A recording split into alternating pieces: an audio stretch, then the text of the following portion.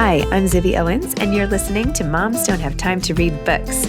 This 30-minute podcast features a new author interviewed by me every single day, 365 days a year, for about 30 minutes. I am also the publisher for Zibby Books, which publishes 12 books a year in fiction and memoir. Our books are already out now. You can check it out on zibbybooks.com. And we have a magazine called Zibby Mag, where we have lots of wonderful essays and lifestyle features. That's at zibbymag.com. We have classes at zibbyclasses.com. And I recently opened a bookstore in LA called Zibby's Bookshop at 1113 Montana Avenue at 11th Street in Santa Monica. I hope that you are able to enjoy some of our other offerings. But this here podcast is the basis of all of it and started in 2018. And no matter what I do, this is basically my favorite thing. Enjoy.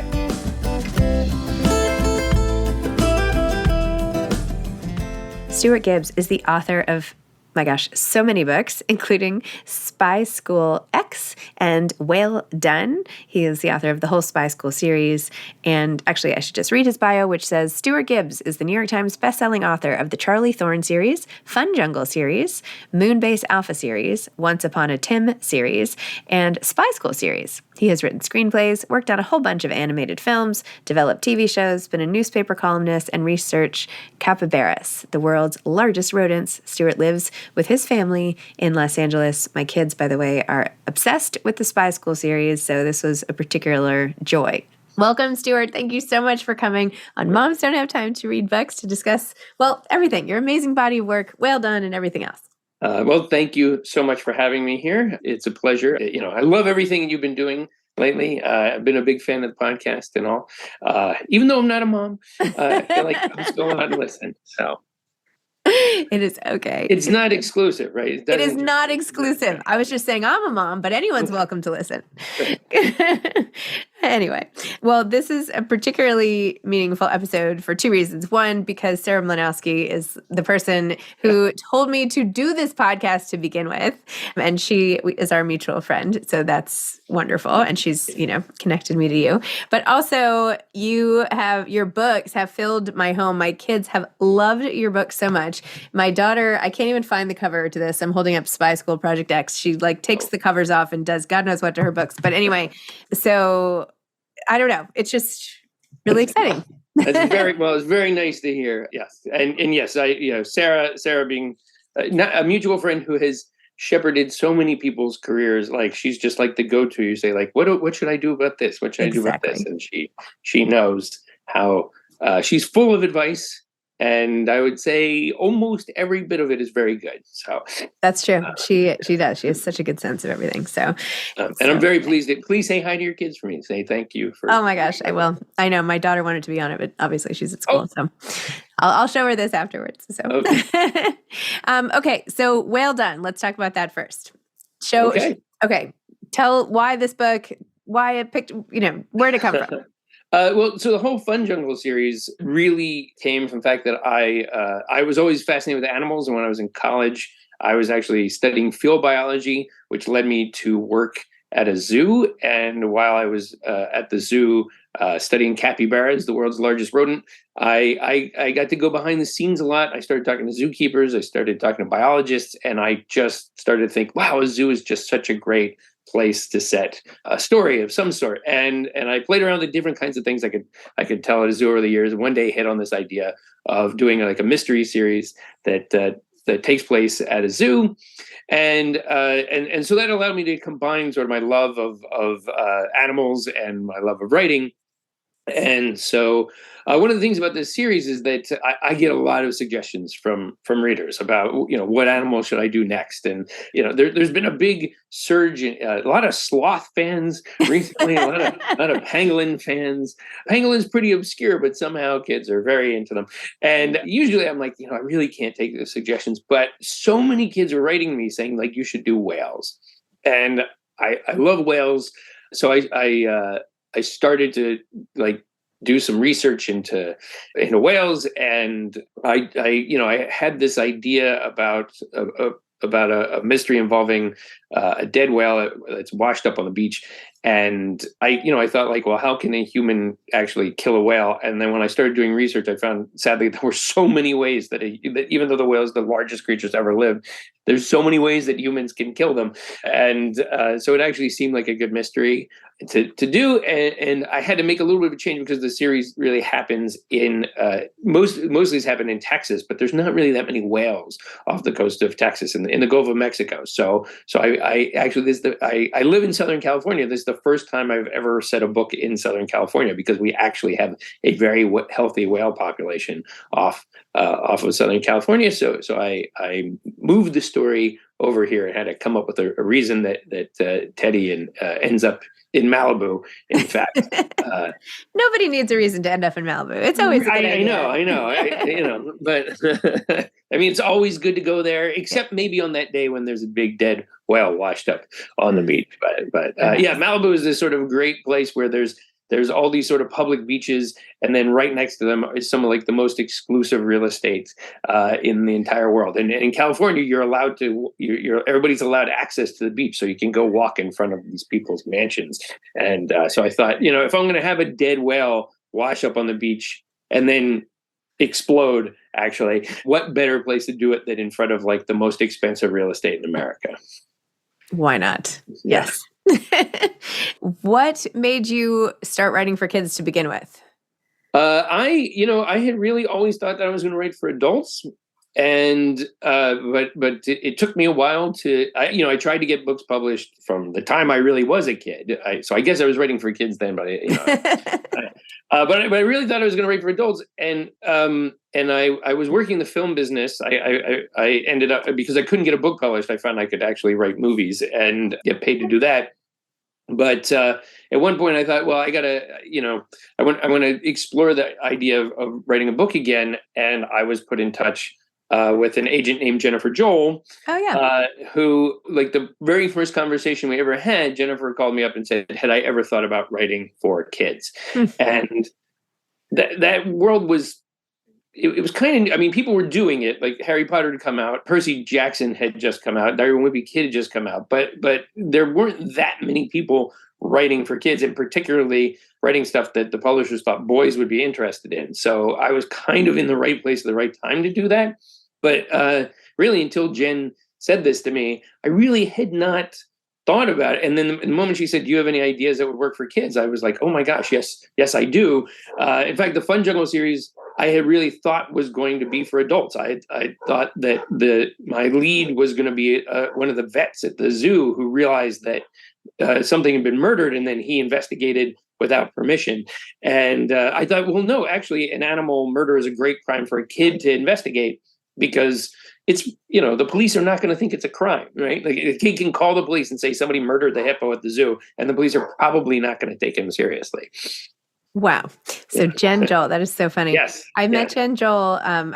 After college, I joined the New York Public Library Young Lions Association, and she was like on that committee also.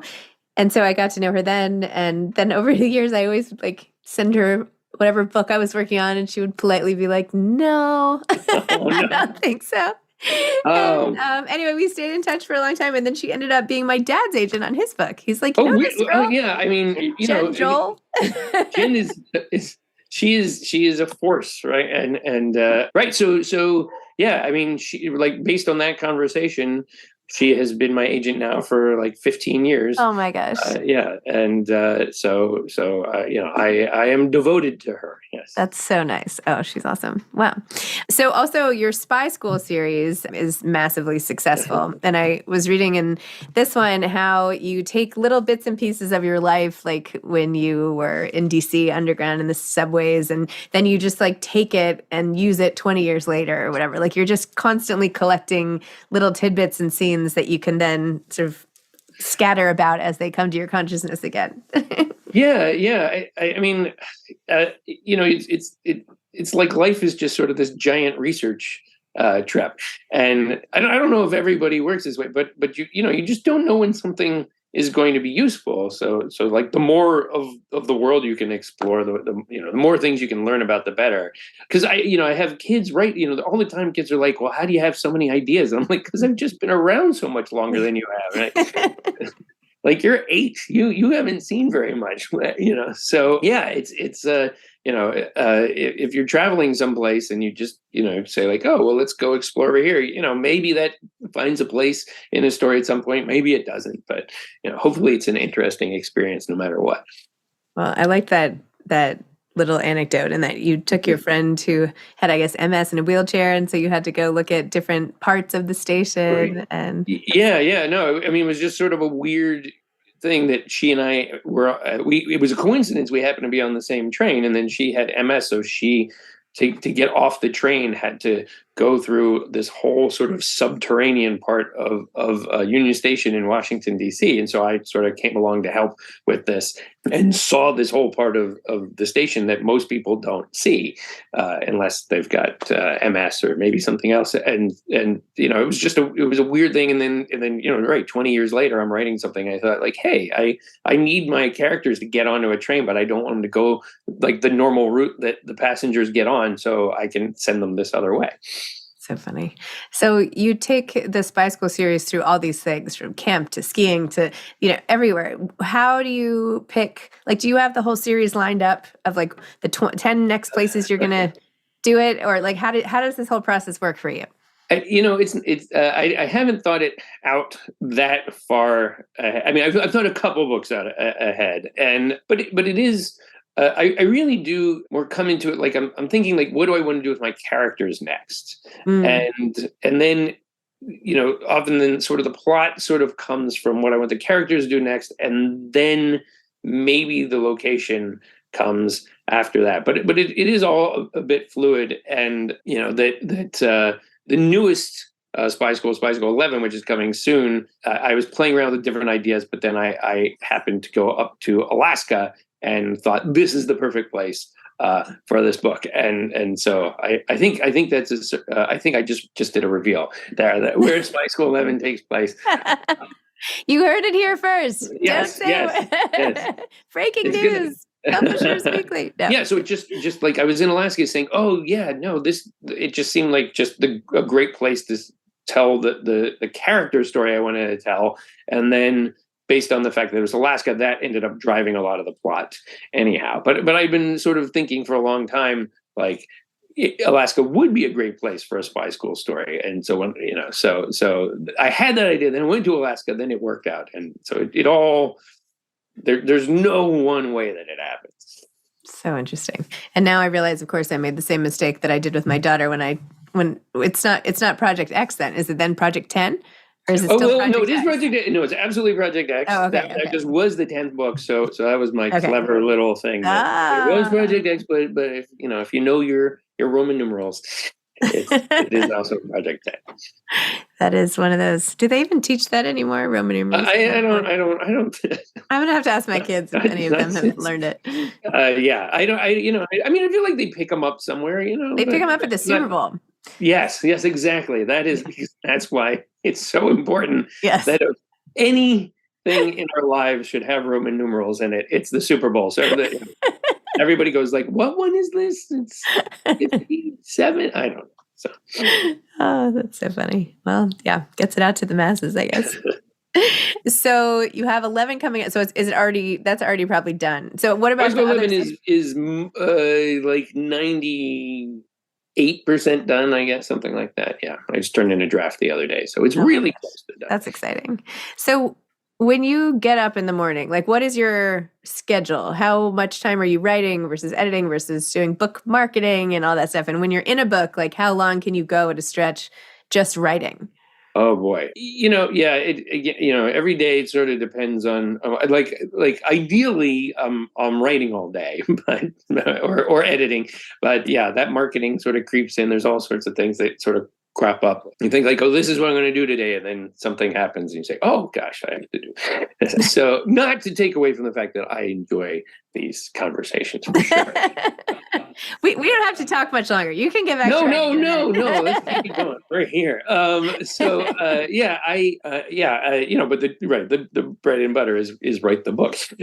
So I try to like my whole idea is to try and get excited about what I'm going to do every day. So it's, because I don't think it's unusual to say like the hardest thing to do is to get started every day, and that's pretty common. And so I take a walk. I actually walk my daughter to school, and then with the dog, and then we kind of keep going. The dog and I to work on ideas together. Dog has very few ideas, except for squirrels are awful. But that's sort of the, but I'm walking and I'm thinking and saying like, okay, here's what the plan for today is, and then I come back and you don't know what kind of writing day you're going to have ever. You just sort of sit down and hopefully, it's a good writing day and you get a lot done. Some days you might be like, I didn't get that much done, but hopefully you got something good every day. Yeah. So that's, it's a pretty, it's kind of a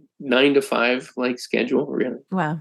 So how do you separate? I mean, not that any of us are good at this in any particular way, but when you have like your own stuff going on in life, and then you have to be sort of joyous and fun and playful and creative on the page. And I know you've gone through so much with losing your wife, and I'm so sorry about that.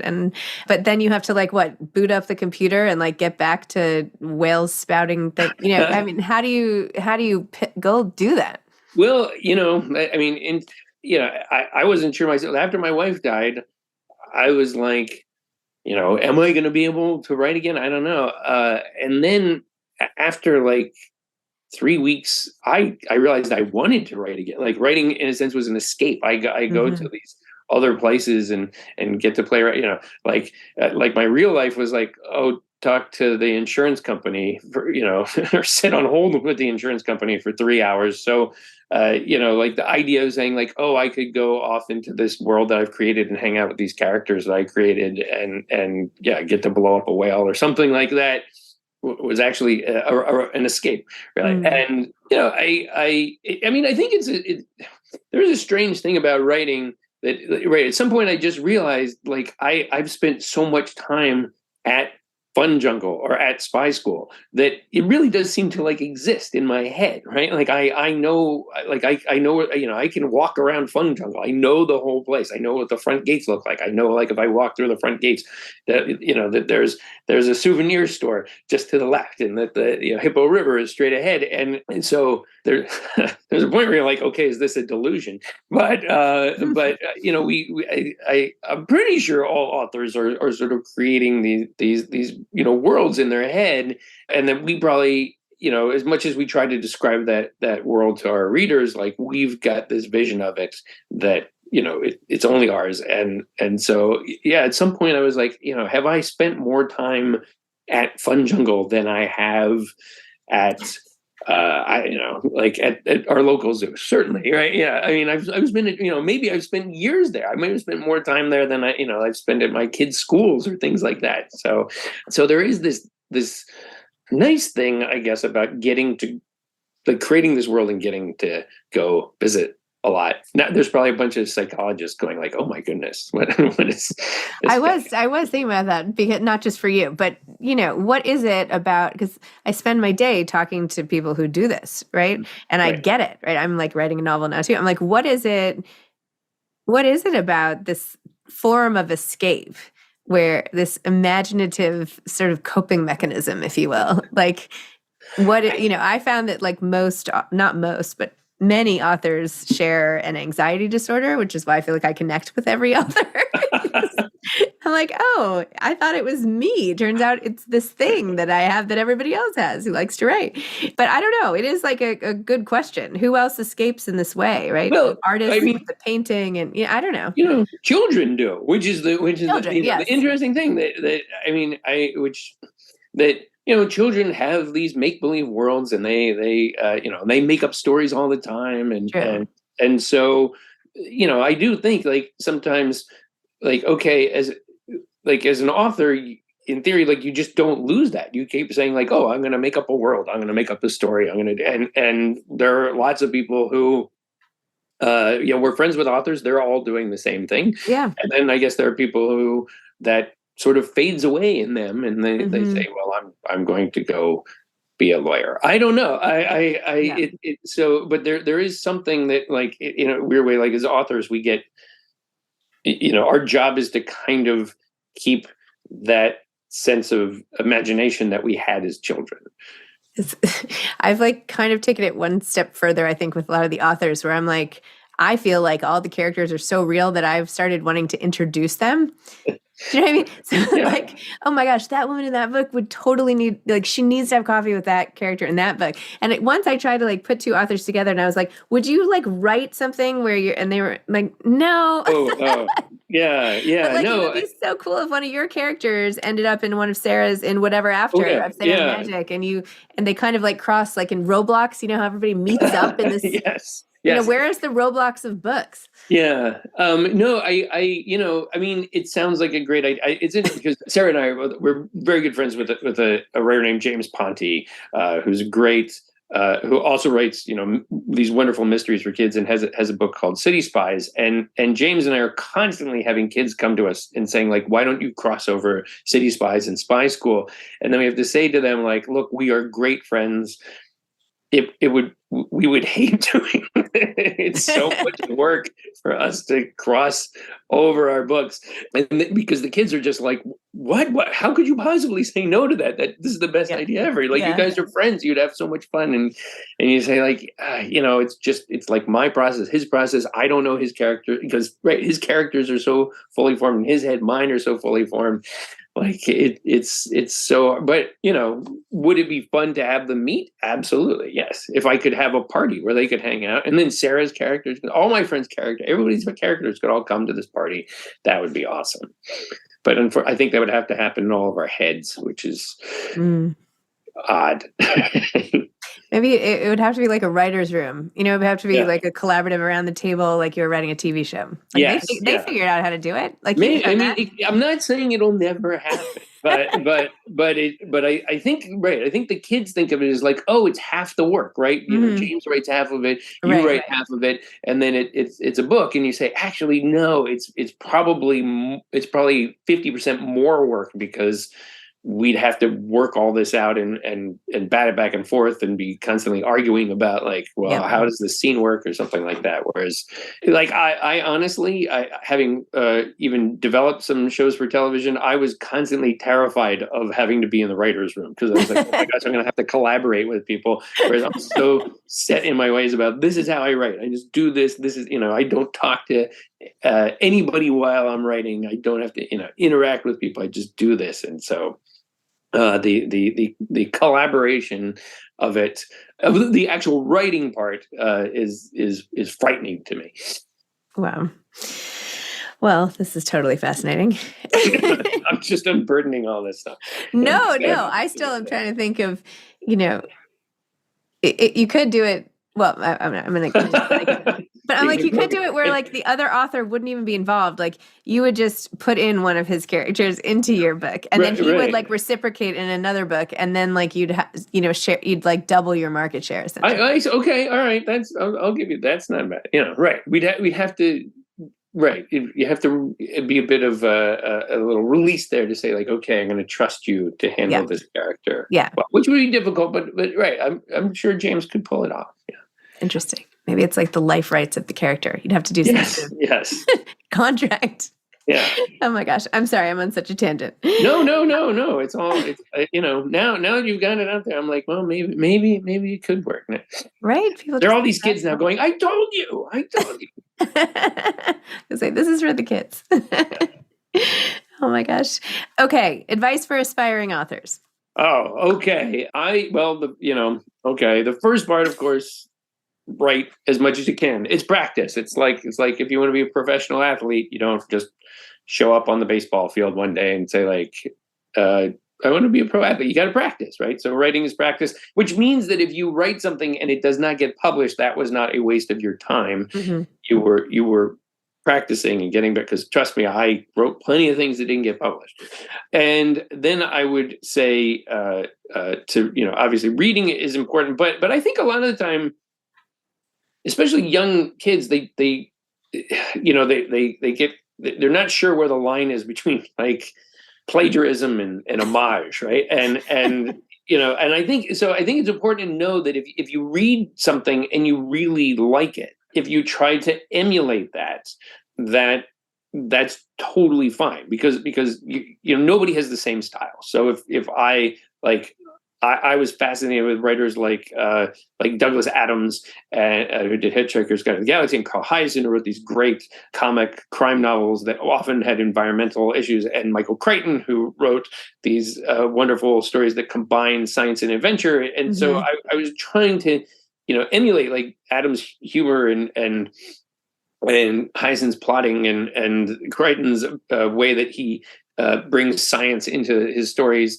And but my style is not the same as any of theirs, and so you're allowed to do that, right? You're allowed to, taking somebody's characters and world is fan fiction, and you can't run off and publish that. But can you try and write, a story that is, where you try and follow the style of the author that you really like, or because I can still learn, I can still reread Ellen Raskin's The Westing Game, which is like the greatest, not just maybe middle grade mystery ever written, but possibly one of the greatest mysteries ever written. And I still reread that book and learn how she plotted, like study how she plotted that out and learn from her. Very smart. Awesome. I love it. Thank you. Oh, sure. This is great. Sure. I can let you go back to. I know. I feel terrible now. I feel like I made it sound like this was a burden, but this is not a burden. I am just playing. I'm playing. It's fine. I totally understand. But thank you for taking the time out of the day. Sure. Thank you for having me. At least it's early enough that you can still have a whole work day. Oh yes, I'm right. Yes. Off to work now. I'm thinking like, no, this would actually, we could just talk all day and then I'll just work tomorrow. Yeah, sounds good. I'll ignore my work too. You have such a busy week. My gosh. I know. It's crazy. It's fun. But this was a highlight. It's always so nice to just connect with somebody one-on-one, and I don't know. It's great. I love it so much. So wait, can I ask you a question? Yeah. Because you have all your books organized by color, which I do. I've heard.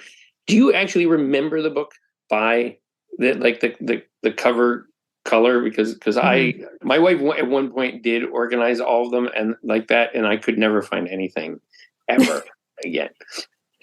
I really like doing it that way. I think about everything in color. I can't. That's like how my brain works. So It's a lot easier for me.